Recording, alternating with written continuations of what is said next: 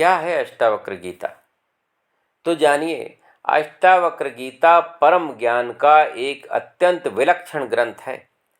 यह ग्रंथ राजा जनक के 3 प्रश्नों से प्रारंभ होता है। राजा जनक ऋषि अष्टावक्र से पूछते हैं, हे महात्मन, ज्ञान की प्राप्ति का उपाय क्या है? मेरी मुक्ति किस प्रकार होगी? वैराग्य किस प्रकार मिलेगा? एक साथ 3 प्रश्नों को सुनकर ऋषि अष्टावक्र ने गौर से देखा राजा जनक की ओर, क्योंकि गुरु के लिए वही पहला काम है कि जब कोई जिज्ञासा करे तो वह गौर से देखे कि जिज्ञासा किस स्रोत से आ रही है, पूछने वाले ने क्यों पूछा है। उत्तर तो तभी सार्थक हो सकता है जब यह साफ हो जाए कि प्रश्न क्यों किया गया है। दुनिया में 4 तरह के लोग हैं, ज्ञानी, मुमुक्षु, अज्ञानी और मूढ़। और दुनिया में 4 ही तरह की जिज्ञासाएं हैं। ज्ञानी की जिज्ञासा तो निशब्द होती है। जान लिया, मन निर्मल हुआ और चित्त शांत।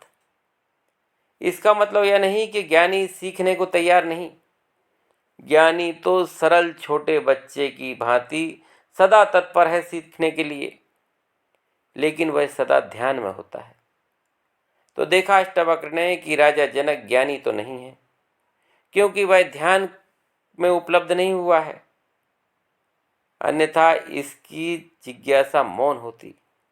इसकी जिज्ञासा में शब्द नहीं होते। अज्ञानी है फिर क्या? अज्ञानी भी नहीं, क्योंकि अज्ञानी तो अकड़ से भरा होता है। अज्ञानी तो झुकना जानता ही नहीं। ये मुझ 12 साल के बालक के पैरों में झुक गया, साष्टांग दंडवत की। ये तो बड़ा निर्मल दिखता है। मूढ़ है क्या फिर? नहीं, मूढ़ भी नहीं, क्योंकि मूढ़ तो प्रश्न पूछते ही नहीं। मूढ़ को तो पता ही नहीं कि जीवन में कोई समस्या है। राजा जनक मूढ़ भी नहीं है, तो निश्चित रूप से राजा जनक मुमुक्षु है, क्योंकि मोक्ष की आकांक्षा है इसको। सरल है इसकी जिज्ञासा, शुद्ध है इसकी जिज्ञासा। अष्टावक्र उत्तर देते हैं, हे राजा जनक, यदि तुम मुक्ति चाहते हो तो विषयों को विष के समान जानकर छोड़ दो और क्षमा, आर्जव, दया, सरलता, संतोष और सत्य जैसी महाऔषधि का अमृत के समान सेवन करो। अष्टावक्र जी आत्मज्ञान के विषय में कहते हैं, हे राजन, ना तो तुम पृथ्वी हो, न जल हो, न अग्नि हो, न वायु हो और न ही आकाश हो।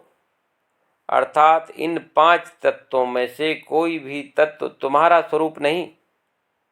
ये 5 भूत तो सिर्फ देह का निर्माण करते हैं, जो क्षण क्षण परिवर्तित होता है।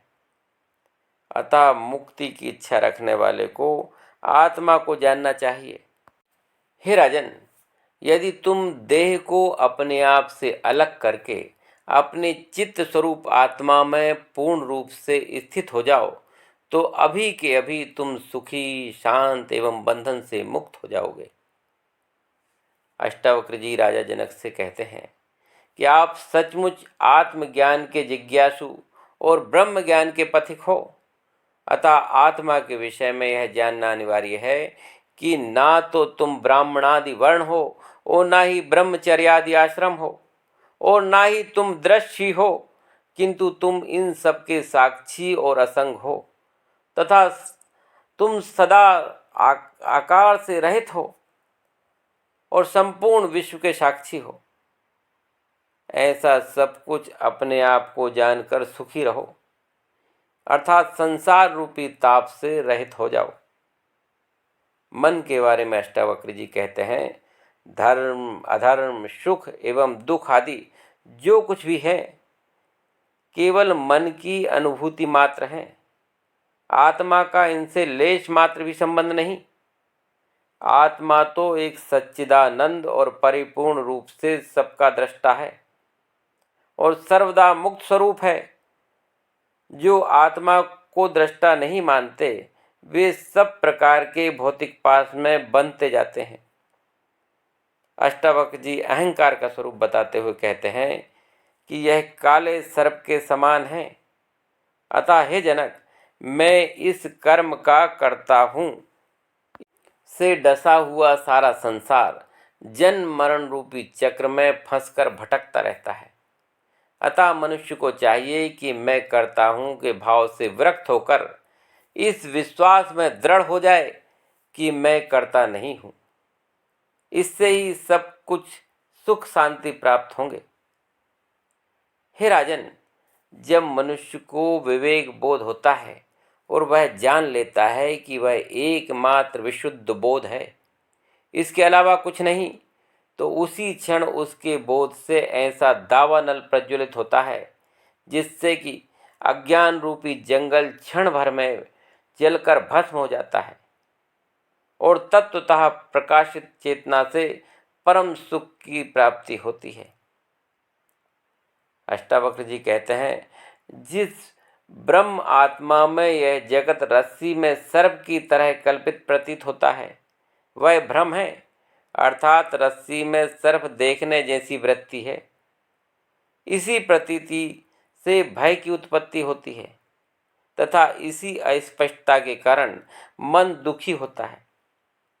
सच्चाई जान लेने के पश्चात भय स्वयं दूर हो जाता है।